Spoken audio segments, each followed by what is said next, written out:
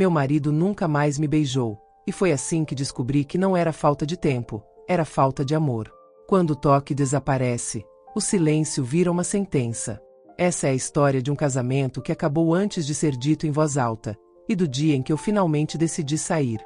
Antes de ouvir, me responde nos comentários. Você já sentiu o amor acabar sem ninguém admitir? Se essa história tocar você, se inscreva no canal. Aqui, a verdade não é bonita, mas liberta. Eu nunca pensei que o fim de um casamento pudesse começar assim, silencioso, sem anúncio, sem tragédia visível. Sempre imaginei que casamentos acabassem com gritos, traições escancaradas, malas na porta. O nosso, não. O nosso começou a acabar com um gesto tão simples que qualquer pessoa ignoraria: um beijo negado. Acordei cedo naquela manhã, como sempre faço. O relógio marcava 6h14. Eu já estava acostumada com esse horário, professora há mais de 2 décadas. Meu corpo sabe levantar antes do despertador. Quando abri os olhos, a primeira coisa que vi foi Renato sentado na beira da cama, colocando as meias. Ele sempre começava o dia desse jeito, reclamando mentalmente da vida, respirando fundo, como se tudo fosse obrigação. Mas naquela manhã havia algo diferente nele. Uma pressa impessoal. Uma distância. A luz suave entrava pela fresta da cortina. Era um dia comum.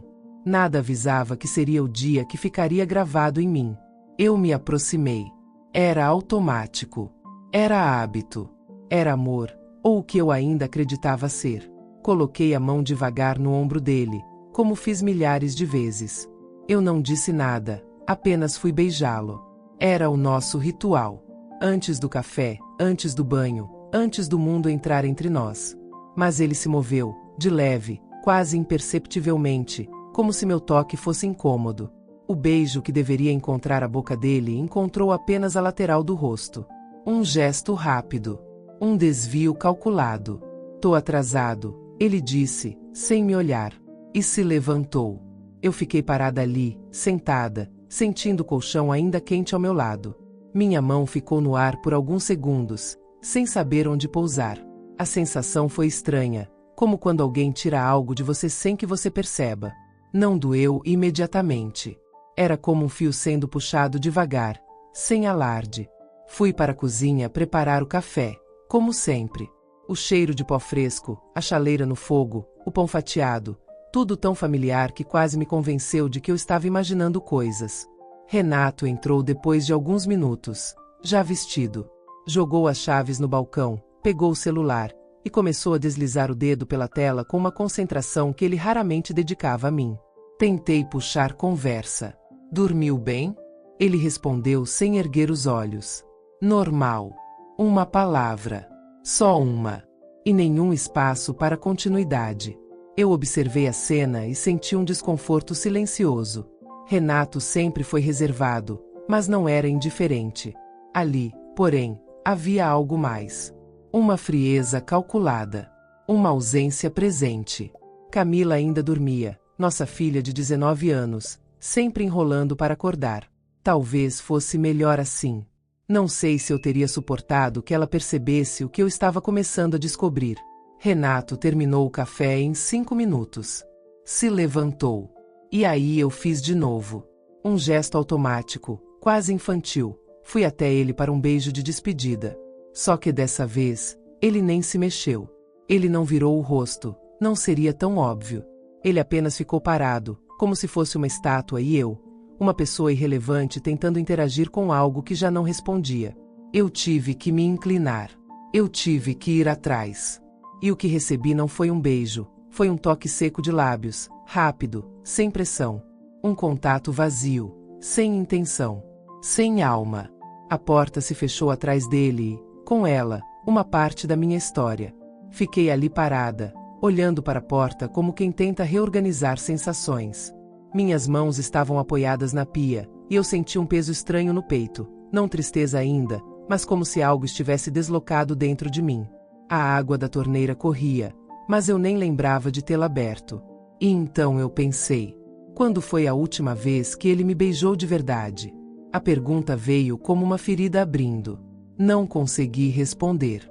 Passei a manhã tentando preencher a casa com som. Liguei a máquina de lavar, deixei a TV ligada em volume baixo, coloquei música na cozinha enquanto terminava de corrigir provas. Qualquer coisa para não ouvir o silêncio. Mas o silêncio estava dentro de mim. Enquanto corrigia uma redação, percebi o que estava tentando evitar. Não era só o beijo que tinha ido embora. O carinho, o toque, os olhares. Tudo estava desaparecendo havia meses. Eu apenas não quis enxergar. Renato já não comentava nada sobre meu dia. Já não ria das coisas que antes eram nossas. Já não me dizia bom dia com aquela voz rouca que eu amava. Ele dormia virado para o lado dele, falava pouco, vivia no celular. E eu, sem perceber, me acostumei a ser ignorada. Quando Camila acordou, perguntei se ela tinha reparado algo no pai. Ela franziu o senho, pensou um pouco e respondeu: "Ele anda estranho, mãe. Mas vocês dois vivem no automático. Acho que faz tempo." Automaticamente, sorri, um sorriso falso, daqueles que doem na gengiva. Mas por dentro, a frase dela ecoou: "Faz tempo."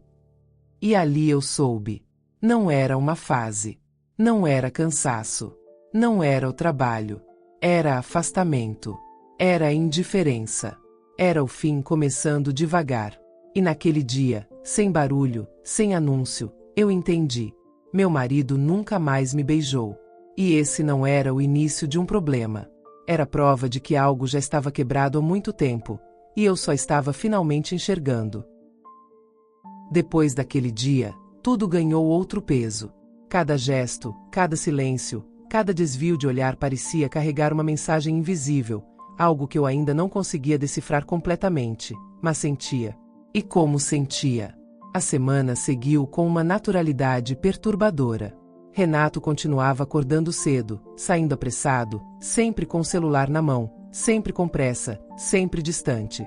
Antes, ele me dava ao menos um sorriso quando eu o chamava para o café da manhã.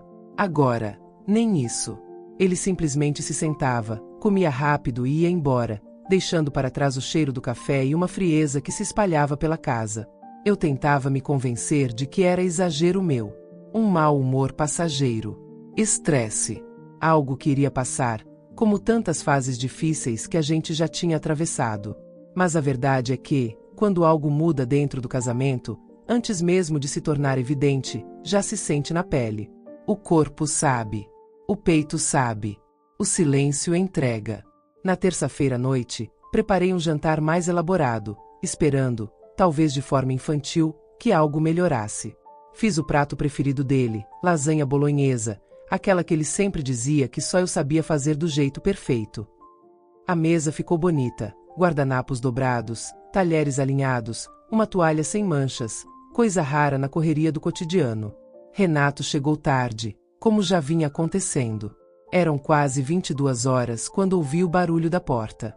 "Fiz jantar", eu disse da cozinha, tentando soar leve. Ele respondeu um tá seco, sem emoção, sem olhar para mim. Sentou-se à mesa e começou a comer em silêncio, mexendo no celular entre uma garfada e outra. A luz da tela refletia no rosto dele, destacando a distância nos olhos. Nem parecia o homem que um dia me buscou no terminal de ônibus só para me ver por 15 minutos. O homem que viajou 4 horas só para deixar uma flor no meu portão no início do namoro. Camila desceu minutos depois. "Pai, boa noite." "Oi." Ele não levantou os olhos. Eu observei os dois. Ela olhava para ele esperando uma conversa, um interesse, qualquer coisa que sinalizasse afeto. Mas Renato parecia hipnotizado por algo que estava naquele celular, algo que eu, naquele momento, ainda pensava ser trabalho. Camila me lançou um olhar discreto. Um olhar que dizia mais do que qualquer frase: "Tem algo errado." Quando terminou de comer, Renato levantou, pegou o prato e colocou na pia. Uma atitude quase estranha, porque durante anos ele simplesmente deixava tudo na mesa. Talvez arrependimento, culpa, ou apenas mais um gesto mecânico. "Tô cansado", ele disse, antes de caminhar em direção ao quarto. Eu o segui com os olhos até a porta. Ele não olhou para trás. Não perguntou sobre meu dia.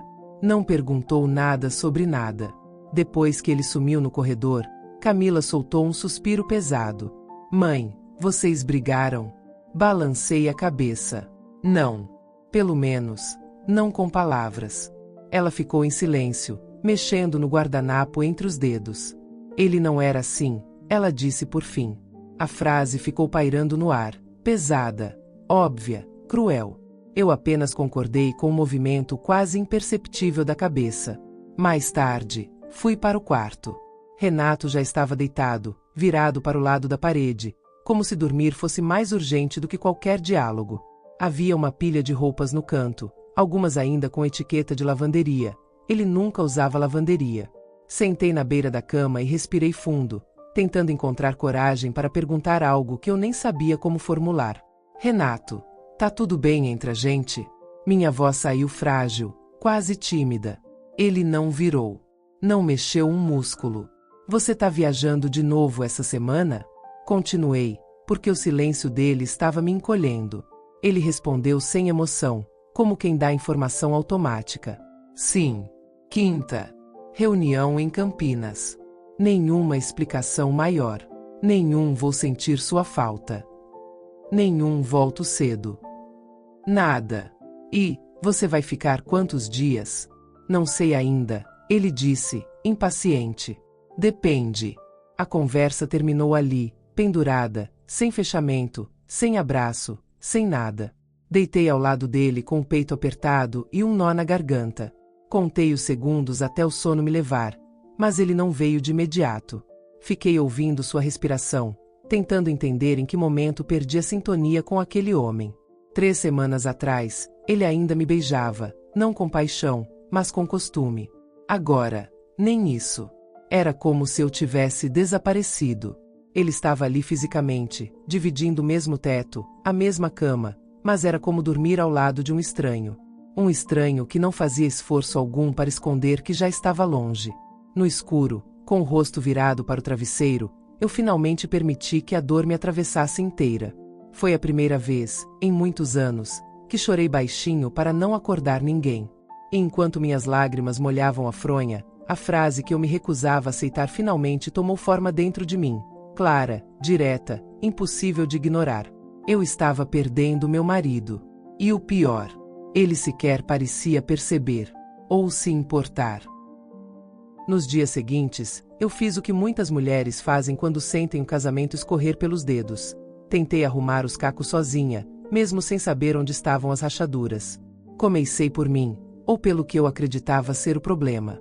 Naquela quinta-feira, quando Renato saiu para tal viagem, eu fui ao salão depois da escola.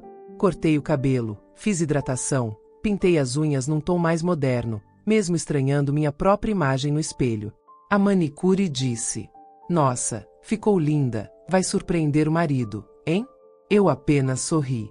Um sorriso educado, vazio. Ao chegar em casa, tomei um banho demorado, coisa rara, e passei um perfume que ele costumava elogiar anos atrás.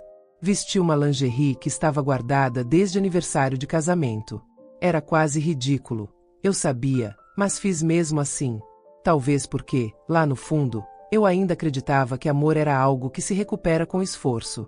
Quando Renato entrou em casa naquela noite, mais tarde do que o horário que ele tinha prometido, eu senti o coração acelerar como se fosse encontro marcado no começo do namoro.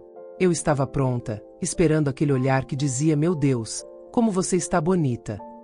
Ele passou pela porta carregando apenas o celular e uma expressão irritada. Jogou as chaves na mesa e disse: "Você acredita que nada saiu como planejado hoje? Parece que todo mundo resolveu me atrasar. E eu ali, arrumada, esperando." "Você cortou o cabelo", ele comentou, sem emoção. Cortei, sim", respondi, tentando parecer casual. "Gostou?" Ele deu uma olhada rápida, superficial, quase técnica. Um olhar que avaliaria um pneu trocado. Uma cortina nova. Uma conta de luz.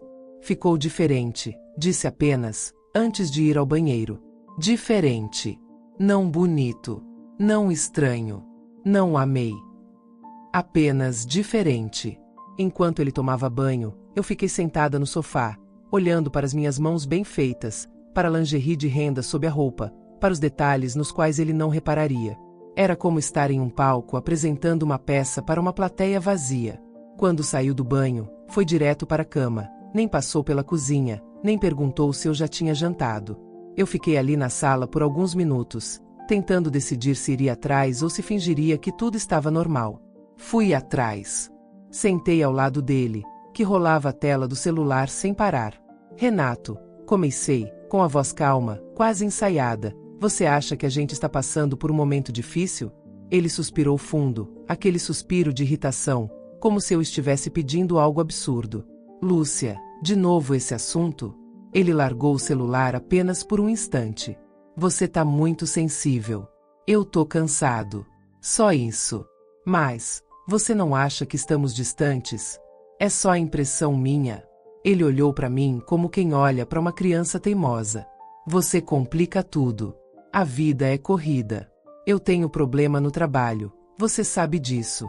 Não tenho cabeça para drama agora. Drama. Aquela palavra bateu como um tapa silencioso. Eu não queria brigar. Não naquela noite. Então respirei fundo, me recompus e tentei uma abordagem diferente. Renato, a gente podia tentar tirar um final de semana só para nós dois. Lembra quando a gente ia para Santos? Caminhar, comer pastel na praia, não precisa ser nada caro. Só nós dois. Sem pressa. Ele riu. Um riso curto, carregado de deboche. Lúcia, pelo amor de Deus, você acha que isso resolve alguma coisa? Eu tenho compromisso. Não posso ficar largando tudo para fazer turismo. Turismo. Era assim que ele se referia às lembranças mais bonitas que tínhamos. Não é turismo, sussurrei, quase sem controle, é casamento. Por um segundo, achei que ele fosse me olhar com carinho. Que aquela palavra tivesse o poder de puxá-lo de volta para mim. Mas ele apenas voltou os olhos para o celular. Boa noite, Lúcia. E apagou a luz. Eu fiquei acordada por muito tempo, encarando a escuridão. Não chorei, ainda não. Mas senti algo dentro de mim desabar, como um prédio condenado que finalmente cede à gravidade.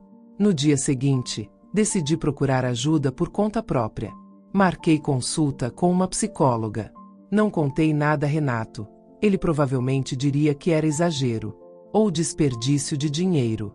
Na primeira sessão, a psicóloga me perguntou: quando você percebeu que as coisas começaram a mudar? E a frase saiu da minha boca antes que eu pudesse filtrar. No dia em que meu marido deixou de me beijar. A psicóloga ficou em silêncio por alguns segundos. Não aquele silêncio desconfortável, mas o silêncio de quem entende que a verdade foi dita. E o que você fez desde então? Ela perguntou. Eu respirei fundo. Eu tentei consertar. Tentei me adaptar. Tentei ser melhor, mais bonita, mais leve. E ele? Ele tentou parecer ocupado. Respondi sem pensar. Foi aí que percebi, naquela tentativa desesperada de manter meu casamento vivo, eu estava sozinha. Sozinha em um vínculo que exige dois. Naquele dia, pela primeira vez, um pensamento assustador, mas honesto, surgiu dentro de mim. Talvez ele já não me ame. E talvez eu esteja tentando salvar algo que ele já deixou morrer. Dinheiro sempre foi um tema sensível aqui em casa. A gente nunca passou fome, mas também nunca sobrou. Continha no mercado, esperava promoção, parcelava o que dava. Eu e Renato aprendemos a sobreviver na corda bamba da classe média apertada, fazendo malabarismo com boleto, cartão e salário. Por isso, quando as contas começaram a desandar, eu senti. E senti fundo. Primeiro foi a conta de luz, que chegou com aviso de atraso. Estranhei, porque sempre fui organizada. Eu sabia exatamente o dia de cada vencimento. Depois veio a fatura do cartão, bem acima do normal. Muito acima. E, logo em seguida, o mercado recusou o crédito, me deixando com o carrinho cheio e o rosto queimando de vergonha. Era uma quinta-feira. Eu estava na fila do caixa com Camila quando o cartão foi recusado pela segunda vez. A moça do caixa tentou ser discreta, mas a fila atrás de mim já começava a se impacientar. Camila se aproximou, tocou meu braço. Mãe, quer que eu passe no meu? Ela sussurrou. Não, filha. Deixa, eu tenho outro. Menti. Passei o débito, usando quase todo o saldo da conta. Saímos do mercado em silêncio, com as sacolas pesando mais em mim do que nela. Naquela noite, já em casa, Sentei na mesa com as faturas espalhadas à minha frente. Eu sempre fui responsável pelas contas. Renato não tinha paciência para detalhe besta, como ele chamava. Só que agora o detalhe besta estava ameaçando cortar nossa luz. Comecei a olhar os lançamentos da fatura do cartão dele, que também vinha no meu e-mail. E foi aí que algo começou a cheirar mal. Havia vários lançamentos em restaurantes que eu não conhecia. Nomes chiques, que eu só via em propaganda de influenciador. Valores altos, incompatíveis com a vida que a gente dizia ter. E, o mais estranho, muitos desses gastos eram em dias em que ele estava viajando a trabalho ou segurando reunião até tarde. Eu senti uma fisgada no estômago. Anotei algumas datas, mais por instinto do que por lógica. Sexta-noite, terça no horário do almoço, um sábado qualquer em que ele disse que precisava resolver coisa da empresa. Mãe, você tá bem? Camila perguntou, encostada no batente da cozinha. Eu levantei os olhos, com a caneta parada no ar. Só tô tentando entender essas contas. Ela se aproximou, puxou uma cadeira e sentou ao meu lado. O pai andou gastando muito, né? O jeito que ela falou aquilo me incomodou, como se fosse uma constatação antiga, guardada, que finalmente encontrou espaço para sair. Por que você tá perguntando isso? Questionei, tentando manter a voz neutra. Camila respirou fundo. Nada. É que, esses dias eu ouvi vocês conversando sobre dinheiro. Quer dizer, você falando, ele desviando. E também, ela hesitou, eu já vi umas mensagens piscando no celular dele. Nome de restaurante, confirmação de reserva. Em dia que ele tinha dito que ia dormir no hotel da empresa. Eu senti o mundo girar um pouco, mas me forcei a sorrir. Deve ser coisa de cliente, filha. Reunião, essas coisas. Ela me olhou com uma mistura de pena e frustração. Eu reconheci aquele olhar. Era o mesmo que eu costumava lançar para minhas alunas quando elas inventavam desculpas fracas. Na sexta-feira seguinte, na sala dos professores, uma colega se aproximou de mim durante o intervalo. Marta, uma daquelas mulheres que repara em tudo, mas nem sempre fala. Lúcia, posso te perguntar uma coisa? Ela começou, mexendo no café. Pode, ué. O Renato tá trabalhando numa empresa nova? Eu franzi a testa. Não, por quê? Ela deu de ombros, meio sem jeito. Ah, nada demais. É que semana passada, acho que foi na quarta, eu fui ao shopping depois daqui, para resolver umas coisas, e achei que tinha visto ele. Mas não tive certeza. Meu coração perdeu um compasso. No shopping? Perguntei, tentando soar casual. Ele falou que estava em reunião em Campinas. Marta arregalou levemente os olhos. Campinas? Não, então devo ter confundido. É que, bom, a pessoa que eu vi estava com uma mulher. Pareciam bem próximos. Eu nem cheguei a olhar muito, sabe? Foi rápido. Mas agora tô achando que errei mesmo. Ela continuou falando sobre outras coisas, como se aquilo não fosse nada. Mas para mim, foi tudo. O barulho da sala de professores desapareceu. As vozes ficaram distantes. Eu só ouvia uma frase latejando na minha cabeça. Pareciam bem próximos. Naquela noite, quando Renato chegou, decidi observar com mais frieza. Ele entrou em casa mexendo no celular, como sempre.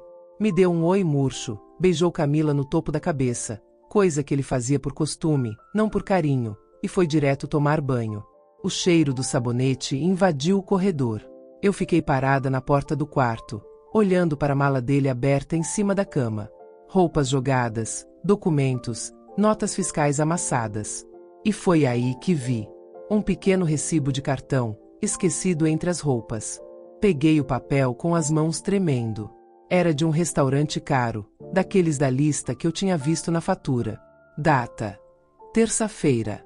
Horário: 21h17. Valor: muito acima de qualquer prato executivo. Duas coisas me chamaram a atenção. A primeira foi o endereço, em um bairro nobre da cidade, bem longe da tal reunião que ele afirmou ter. A segunda foi o campo número de pessoas anotado à mão: 2. Eu fiquei encarando aquele número com uma sensação de soco no estômago. Podia ser cliente. Podia.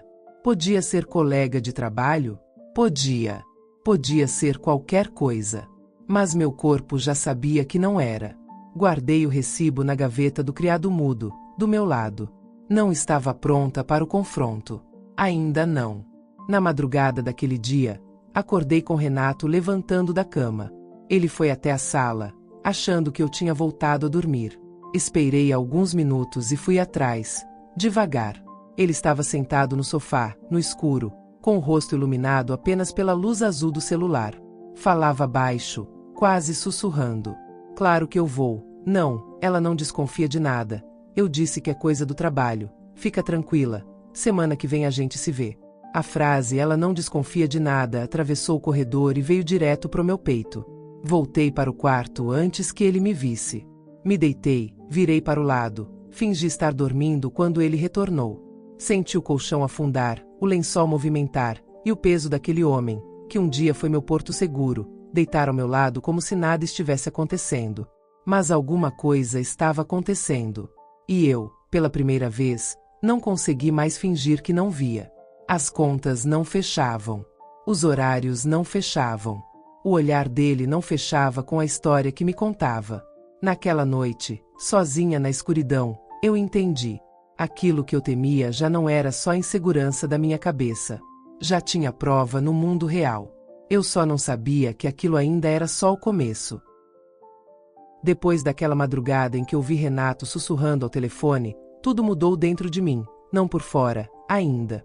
Por fora, eu ainda era esposa silenciosa, tentando manter a casa funcionando como se nada tivesse acontecido. Mas por dentro, eu estava em outro lugar. Um lugar entre incredulidade e confirmação. Passei dias funcionando no automático. Acordava, dava aula, fazia almoço, corrigia provas, colocava roupas para lavar. Mas cada gesto tinha sombra. Cada movimento era acompanhado por um pensamento insistente. Agora não é mais suspeita. Agora é certeza esperando prova concreta. Eu precisava ver. Precisava tocar a verdade, mesmo que ela viesse afiada. Numa tarde de segunda-feira, enquanto organizava o guarda-roupa, algo mecânico, quase terapêutico, encontrei o casaco social que ele usava com mais frequência. Pensei em levar para lavar, como sempre fiz. Era só isso. Mas meu olhar travou no bolso interno, que estava meio aberto. Aquilo não significava nada, até significar. Coloquei a mão devagar, como quem teme morder um anzol, e senti algo pequeno, frio, preso no forro. Puxei com cuidado. Era um brinco. Dourado. Pequeno. Em formato de lua. Fiquei olhando para aquilo por longos segundos, como se fosse uma peça arqueológica de um passado que eu ainda não estava pronta para admitir. Eu não usava brincos assim. Eu quase não usava joias, e quando usava, era um com fecho diferente. Aquele era delicado, moderno, feminino de um jeito que não tinha nada meu. O brinco brilhou na minha palma como uma confissão silenciosa. Me lembrei do recibo do restaurante. Lembrei da ligação murmurada. Lembrei da recusa do beijo. Lembrei do perfume inexistente, do corpo distante, da cama dividida com quilômetros imaginários. E ali, naquela tarde, eu senti uma mistura de raiva, humilhação e absurdo. Liguei o notebook com as mãos tremendo. Entrei no extrato bancário novamente. Usei a lupa da busca. Copiei o nome do restaurante caro e joguei no Google. O restaurante tinha redes sociais, fotos bonitas, pratos minúsculos, vinho caro. Nas fotos marcadas, comecei a procurar como quem monta um quebra-cabeça feito de cacos cortantes. Rolei, rolei, rolei, até que encontrei. Uma foto simples. Uma taça de vinho. Uma mão feminina segurando o copo. E ali, naquela mão, estava o outro brinco. A lua pequena. O par perfeito do que estava no meu bolso. Meu coração acelerou, minhas mãos gelaram. Mas continuei. Cliquei no perfil. Uma mulher apareceu na tela. Morena, bonita, 30 e poucos anos. Unhas bem cuidadas, sorriso confiante. Na bio, consultora empresarial, networking, viagens e cafés especiais. Consultora. Viagens. Cafés. Reuniões. As palavras caíram sobre mim como peças encaixando perfeitamente. Rolei o feed. Ela tirava fotos em hotéis, em espaços corporativos, em restaurantes. alguns que batiam com lançamentos do cartão de Renato. Em uma publicação, ela marcava um restaurante no mesmo bairro do recibo encontrado. Foi ali que eu percebi. Não era uma aventura vazia. Não era algo ocasional. Tinha rotina, lugar, horário e presença. Respirei fundo, tentando controlar a náusea. Naquela noite, Renato chegou mais tarde do que o habitual. Eu estava sentada no sofá, com o brinco escondido na mão fechada. Quando ele entrou, percebi algo diferente. Um cuidado com a postura, um sorriso leve que desapareceu quando me viu acordada. Você ainda tá aí? Perguntou, tentando soar natural. Precisava conversar com você. Respondi. Ele franziu o senho. Tá tarde, Lúcia. Tive um dia cheio. Não dá pra gente falar disso amanhã? Eu não respondi. Apenas abri a mão. O brinco estava no centro da minha palma, brilhando sob a luz da sala como uma lâmina. Renato empalideceu, não o suficiente para alguém desavisado notar. Mas eu notei. Eu conhecia aquele rosto. 24 anos de convivência me ensinaram a interpretar cada pequena mudança. O que é isso? Ele perguntou. Eu que pergunto, Renato, respondi, com a voz firme, surpreendentemente firme. Estava no seu bolso. No casaco que você usou semana passada. Silêncio. Ele respirou fundo e soltou um meio sorriso, o sorriso mais frio que já vi nele. Lúcia, você tá começando a enxergar coisa onde não tem. Isso deve ter caído no carro, ou sei lá, alguém no trabalho. Renato, interrompi, o outro está no Instagram dela. A expressão dele mudou por completo. Não de culpa, mas de irritação. Você mexeu no meu celular? Ele disparou. Não precisei, respondi. Você deixou tudo espalhado pelo caminho. Apenas juntei. Ele passou a mão no rosto, como quem tenta juntar paciência. Lúcia, você tá exagerando. É isso mesmo? Perguntei, sentindo minha voz falhar. Depois de tudo? Depois de uma vida? Depois de uma filha? Depois de tantos anos juntos? Você vai resumir isso a exagero? Ele desviou o olhar, não para pensar, mas porque não tinha resposta. E naquele instante, eu entendi uma coisa cruel. Ele não estava arrependido. Ele não estava confuso. Ele não estava dividido. Ele já tinha escolhido, só não tinha coragem de assumir. Eu coloquei o brinco sobre a mesa, como quem encerra uma negociação. Renato, eu só quero uma coisa, a verdade. Ele ficou em silêncio por alguns segundos. Então disse, seco, sem hesitação. A verdade é que o casamento já não funciona faz tempo. Eu fiquei. Você ficou. A vida seguiu. Só isso. Eu fechei os olhos porque ouvi mais do que as palavras. Ouvi o desprezo dentro delas. Quando abri, ele já estava virando as costas. Boa noite, disse. A porta do quarto dele se fechou. Fiquei ali sentada, olhando para o brinco sobre a mesa. Era pequeno. Pequeno demais para causar um estrago tão grande. Mas naquela noite, ele simbolizava tudo que eu já não era na vida do homem que dormia sob o mesmo teto que eu. E eu soube. Algo dentro de mim tinha mudado. Eu ainda não estava pronta para agir. Mas eu nunca mais seria a mesma mulher que entrou naquele capítulo. Depois daquele brinco sobre a mesa, o ar da casa mudou. Antes havia silêncio. Agora havia silêncio armado. Não era mais ausência, era expectativa.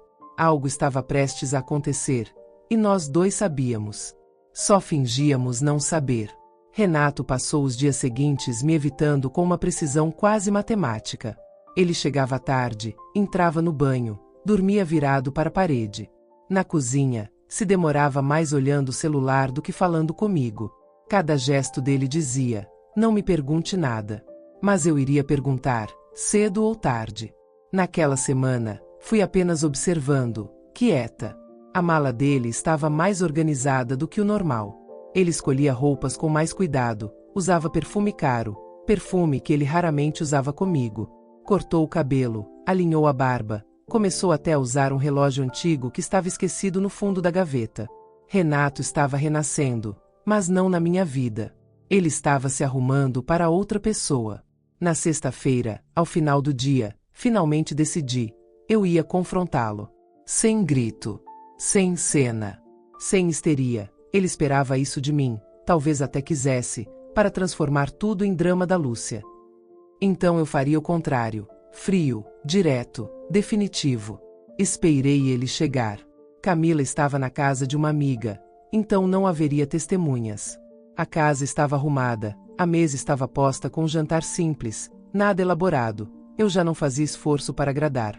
Não fazia sentido agradar alguém que já tinha escolhido ignorar. Já passava das 23 horas quando ouvi o barulho da chave. Renato entrou com um sorriso discreto, aquele sorriso que não era para mim. O sorriso de quem acabou de mandar mensagem para alguém e recebeu resposta. Tarde hoje, falei, sem levantar da mesa. Ele tirou o sapato, largou no canto e respondeu. Reunião. Já falei. Mas a voz dele não tinha firmeza, tinha irritação, defensiva.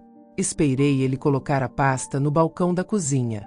Quando ele foi passar por mim para ir ao quarto, eu disse, com a calma de quem segura a faca pela lâmina. Senta. A gente precisa conversar. Ele riu, um riso curto, nervoso. Ah, Lúcia, de novo. Você vai começar? Hoje não. Eu tô cansado. Você vai sentar, repeti, mais firme, porque hoje, Renato, eu terminei o que precisava descobrir. Ele parou. Houve um segundo, um único segundo, em que a máscara dele caiu. O rosto endureceu. A expressão ficou fria. Um tipo de frieza que eu nunca tinha visto no homem com quem dividi metade da minha vida. Ele sentou. Eu peguei o brinco. Coloquei na mesa. Depois coloquei o extrato impresso com os gastos em restaurantes caros. Depois coloquei um print que fiz do perfil da mulher no Instagram. E então disse, sem elevar a voz. Eu quero que você me diga quem ela é. Renato respirou fundo. Limpou a garganta. Tentou parecer no controle. Não tem nada aí que prove nada, respondeu, olhando para o lado. Você está interpretando tudo errado. Criando coisa. Isso é paranoia. Ele tentou inverter, como sempre. Mas eu estava preparada. Renato, olha para mim, pedi. Ele não olhou. Então falei devagar, com cada palavra como um punhal. Eu ouvi você no telefone. Isso fez efeito. Ele ficou imóvel, como se tivesse sido atingido. O ar entre nós ficou pesado. Acordei, continuei, naquela madrugada. Você estava na sala. Eu ouvi você dizendo, ela não desconfia de nada. Dessa vez, ele olhou para mim. O que eu vi nos olhos dele não foi arrependimento. Foi algo muito pior, irritação por ter sido descoberto. Ele se inclinou para trás, cruzou os braços e disse, tá bom. Se você quer tanto assim, eu vou falar. Meu corpo inteiro tremeu, mas por dentro, não por fora. O casamento acabou faz tempo, Lúcia, ele disse, com a frieza de quem lê um relatório. A gente virou colega de teto. Você vive ocupada com a escola, rotina, reclamação, problema, nada muda. Você se acomodou. Eu cansei. Fiquei em silêncio, respirando, processando. Ele continuou, como quem justifica um crime. E aí, apareceu alguém. Alguém que me faz sentir vivo de novo. Alguém que admira o que eu faço. Que não reclama. Que não cobra. Que não sufoca. Eu quase ri, não porque achasse engraçado, mas porque reconheci o discurso clássico de um homem que se acha revolucionário enquanto apenas repete um roteiro previsível. E você ia me contar quando? Perguntei, ainda baixa, ainda contida. Ele encolheu os ombros. Quando fosse necessário. E agora é? Silêncio. Ele passou a mão na nuca, sinal claro de desconforto. Eu não sei.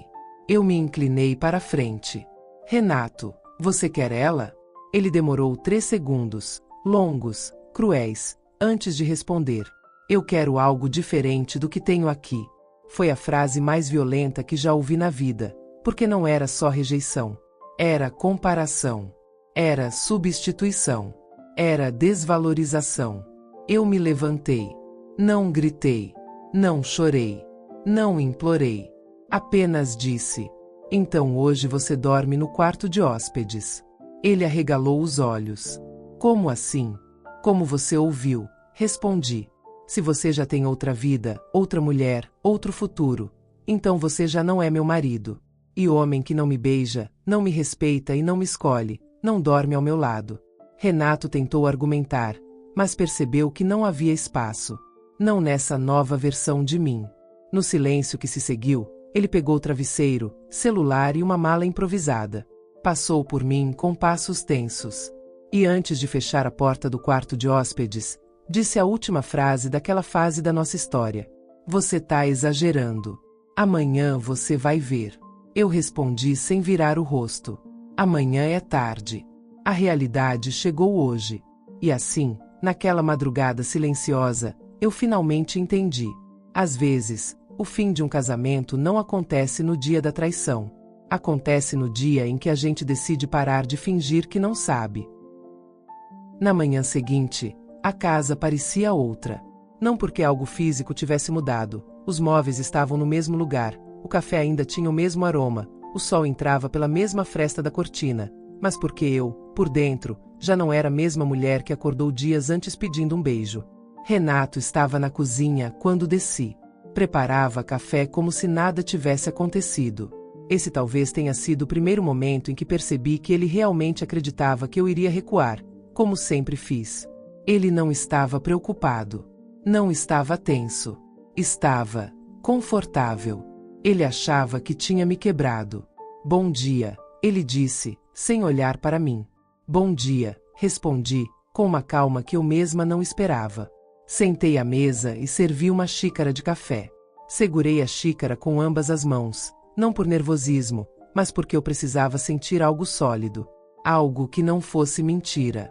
Renato terminou de mexer o café dele e, antes de sair da cozinha, disse: a gente precisa conversar depois. Com calma. Sem dramatizar. Eu sorri, um sorriso curto, quase educado. Mais tarde não. Quando você chegar do trabalho, teremos um assunto para resolver. Ele parou e me encarou como se eu tivesse falado em uma língua estranha. Talvez porque, pela primeira vez, ele ouviu firmeza, não pedido, não súplica, não medo. Ele saiu sem despedida. Depois que ele foi embora, respirei fundo e sentei de novo à mesa, não como esposa ferida, mas como alguém prestes a tomar a decisão mais importante da própria vida. Peguei meu celular e procurei o número que a psicóloga havia indicado na última sessão, uma advogada de família. Mãos firmes. Voz firme. Bom dia. Meu nome é Lúcia. Preciso agendar um horário para tratar de um divórcio. A secretária pediu alguns dados, e ao final disse: a doutora tem horário hoje às 16 horas. Eu confirmei. Quando desliguei, minhas mãos começaram a tremer só depois, como se meu corpo estivesse atrasado em relação à minha decisão. Passei o resto da manhã dando aula, corrigindo português com meus alunos como se o mundo estivesse no eixo.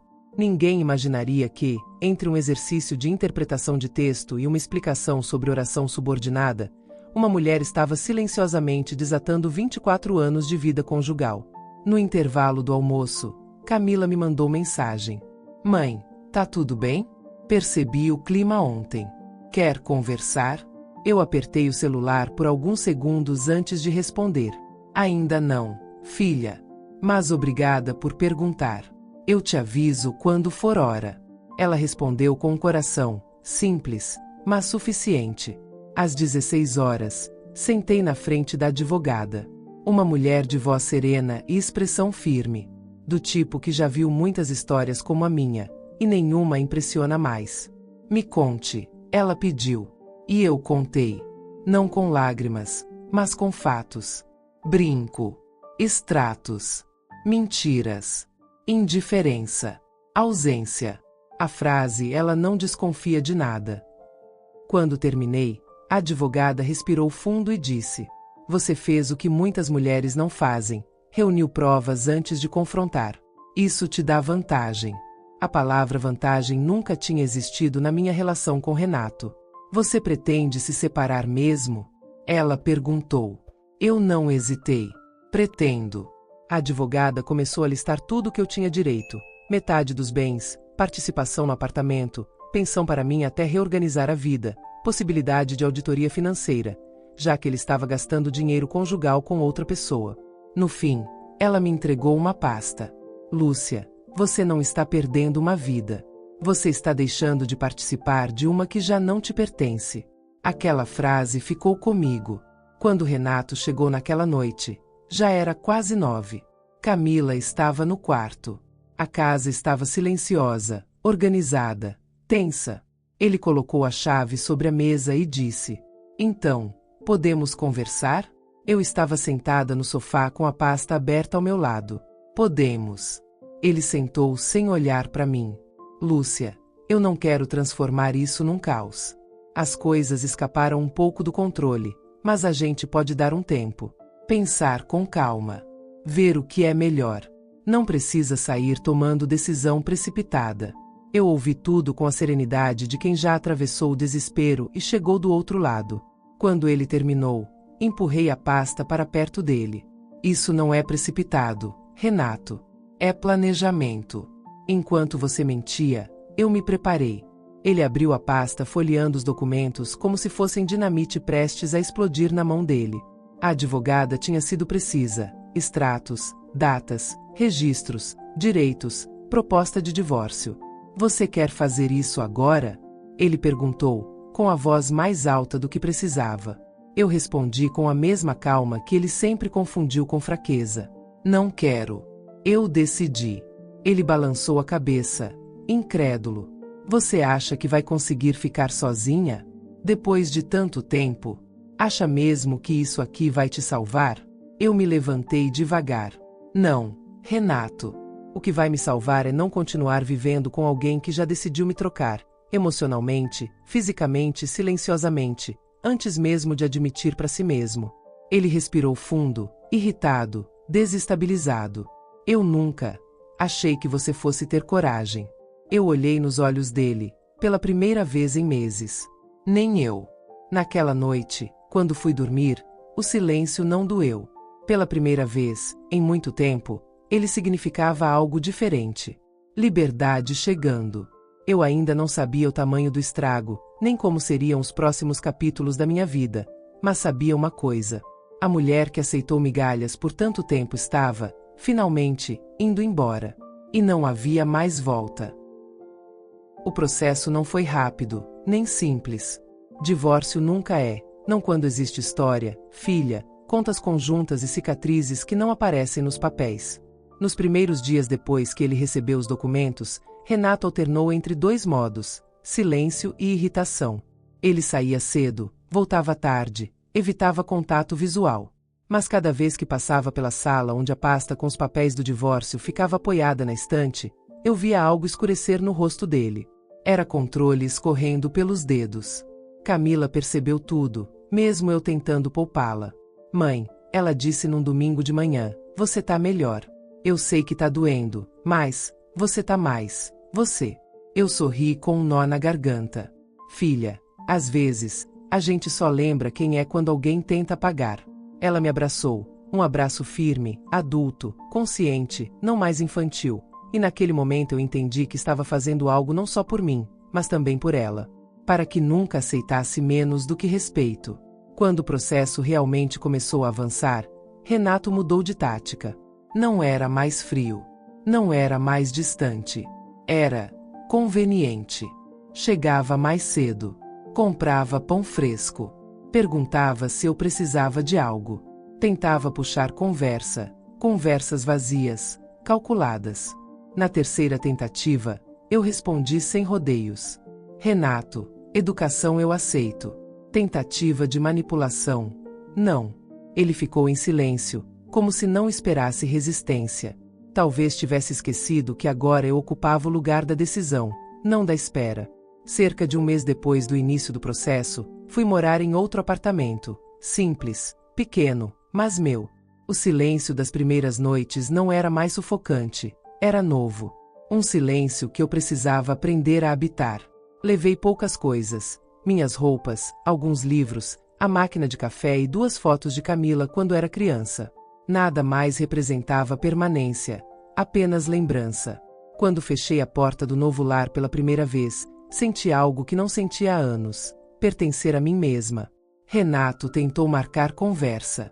1, 2, 3 vezes. Eu sempre respondia o essencial. O necessário está com a advogada. Até que um dia, ele apareceu sem avisar.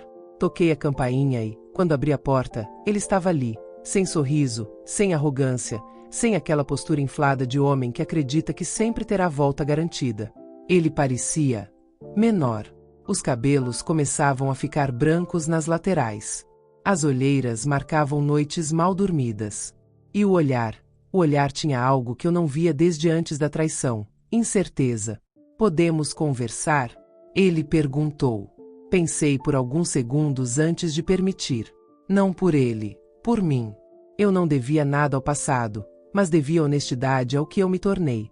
Ele entrou. Olhou em volta. A sala era simples, limpa, organizada, e sem espaço vazio esperando ele. Sentou devagar no sofá. Eu permaneci em pé, de frente para ele. Lúcia, começou, e o nome saiu trêmulo. Eu achei que as coisas fossem ficar mais claras com o tempo. Ficaram, respondi. Para mim. Ele engoliu seco. Eu pensei que você só estivesse magoada. Que com o tempo, fosse diminuir. Que você talvez repensasse. Eu soltei um riso curto, sem humor, sem raiva, apenas cético. Revisar dor, Renato. É isso que você esperava? Ele respirou fundo, apoiou os cotovelos nos joelhos e disse: Eu errei. Eu sei. E, aquilo lá, acabou. Aquilo lá. A mulher. A vida paralela. A mentira. Uma frase que reduzia meses de traição a um acidente sem nome. E você acha que isso muda alguma coisa? Perguntei. Ele finalmente me olhou, não como homem falando com mulher, como alguém olhando pela primeira vez para a consequência do que causou. Eu senti falta. Ele sussurrou. Essa frase, dita tarde demais, não causou o efeito que ele esperava. Não abriu ferida. Não despertou saudade. Só confirmou distância. Renato, falei devagar, você não sentiu falta de mim. Sentiu falta da certeza de que eu estaria ali. Da segurança de ser amado mesmo quando não merecia. Do conforto de uma mulher que te acolheu por anos sem exigir reciprocidade. Ele abaixou a cabeça. Eu pensei que você fosse perdoar, confessou. Você confundiu amor com submissão, respondi. Silêncio. Pesado. Verdadeiro. Depois de alguns segundos, ele tentou mais uma vez. Lúcia, a gente construiu uma vida. Uma família. Isso vale alguma coisa, não vale? Eu respirei fundo. Vale. Renato. Valeu. Mas não vale a minha dignidade. Ele arregalou os olhos, como se dignidade fosse uma palavra improvável na boca de uma mulher que esteve em silêncio por tanto tempo. Me aproximei da porta. Segurei a maçaneta. Não com raiva, com encerramento. Você quer voltar porque perdeu 2 coisas, controle e plateia. Mas amor, esse acabou no dia em que você achou que eu suportaria o resto da vida sem ser escolhida. Renato se levantou lentamente. Então é isso? Perguntou, num fio de voz. Acabou assim? Olhei nos olhos dele, e pela primeira vez em muito tempo, não doeu. Não acabou assim, Renato. Acabou quando você deixou de me beijar. Ele ficou parado alguns segundos, como se finalmente entendesse o tamanho da frase. Eu abri a porta. Ele saiu devagar. E, antes de cruzar o corredor, disse a última coisa que restou a um homem que perdeu o que nunca valorizou. Eu nunca pensei que você fosse me dizer não. Eu respondi, com calma. Pois agora aprenda, eu digo. E mantenho. Fechei a porta sem pressa. E naquele instante, soube, com absoluta certeza, que eu estava livre. Não curada ainda. Não pronta. Mas livre. E liberdade, depois de anos de silêncio, dói. Mas também ensina a respirar de novo. E você? Ficaria por costume? Ou sairia para recuperar sua dignidade? Me conte nos comentários. Sua experiência pode ajudar outra mulher a enxergar o próprio valor. Se ainda não se inscreveu, faça isso agora. Aqui, você nunca escuta sozinha. Cada história é um espelho, um alerta e um recomeço.